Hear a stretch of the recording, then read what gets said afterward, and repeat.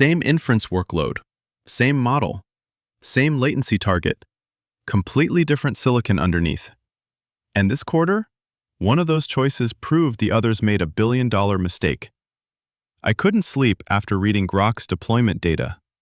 Not because the numbers are impressive, they are, but because of what they imply about every graphics processing unit cluster running inference right now, including the ones I talked about in my episode on the $725 billion infrastructure bet. Here's the uncomfortable truth. Graphics processing units were designed for training. Massively parallel matrix multiplication. Brilliant for that job. But inference, the workload that actually serves users, is a fundamentally different shape. Sequential. Memory bandwidth bound.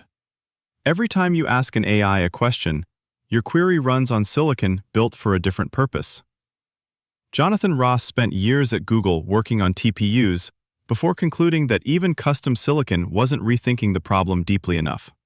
His thesis, within 18 months, inference costs will matter more than training costs, for everyone. And if that's true, and the deployment data suggests it is, then companies running inference on graphics processing units are paying a permanent tax. Every quarter. Getting more expensive.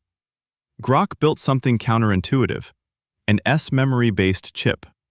S-memory is absurdly fast, but expensive per bit and low density.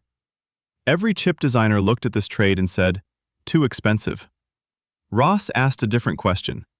Not, can we afford the silicon, but, can we afford the latency? 10 times faster inference. In production. Not a benchmark, deployed this quarter. Think of it like shipping.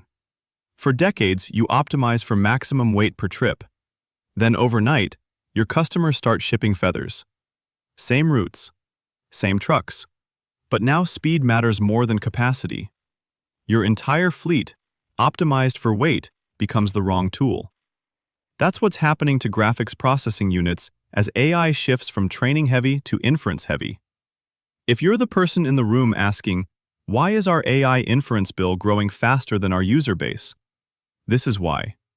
You're running a production workload on training architecture, and nobody in procurement has a line item that says, architectural mismatch tax, but you're paying it.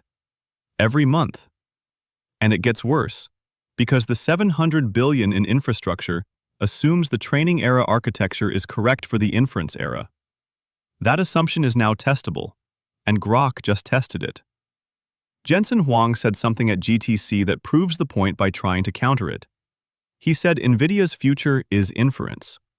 He's right about the market, but admitting the market shifted doesn't mean graphics processing unit architecture is optimal for it.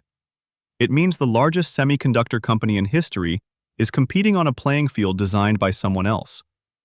This is going to be controversial, but I think we'll look back at 2025-2026 the way we look at the mainframe to PC transition. The dominant architecture didn't die because it stopped working. It became the expensive option once a cheaper alternative proved sufficient. If you're the person approving infrastructure budgets, signing cloud contracts this quarter, there's one number you should demand that nobody provides yet. Cost per token at production scale. Not flops. Not memory bandwidth. What does it actually cost to serve your users? Once that number exists in a procurement spreadsheet, the graphics processing unit monopoly becomes a graphics processing unit option. Within 18 months, at least 2 hyperscalers will offer inference-native silicon alongside graphics processing units. Not because they believe in Groq specifically, because their customers will demand the cost comparison. Whether Groq specifically wins this matters less than the question they forced into the open. Cost per token is now a measurable, comparable metric. And once a metric exists, procurement optimizes for it. That's how monopolies end. Not with a better product, with a better spreadsheet. That's the stack. We find what's hidden in the architecture.